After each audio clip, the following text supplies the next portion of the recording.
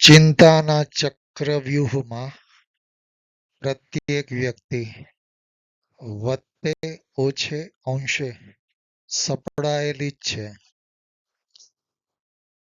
મને મારી ચિંતા આવતીકાલની, બાળપણમાં નહોતી, પણ ઉંમર વધી ને વધતી જાય છે.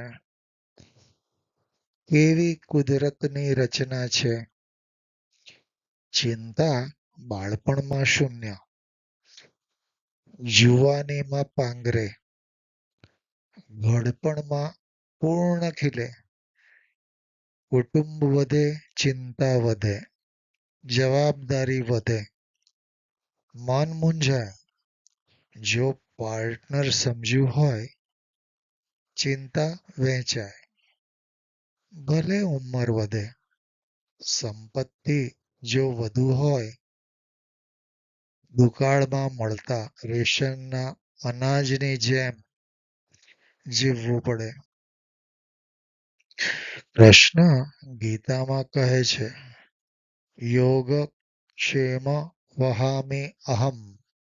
સાચું છે કે ખોટું ખબર પડતી નથી, છતાં મનડું મારું હજી મૂંઝાય છે.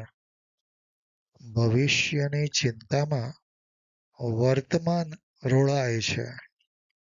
એક વિચાર જરૂર જન્મે છે. એક વિચાર જરૂર જન્મે છે.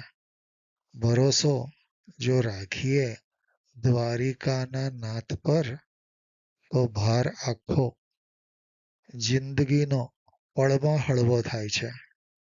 ને સમયનું આ ચક્ર બસ આમ જ વીતી જાય છે.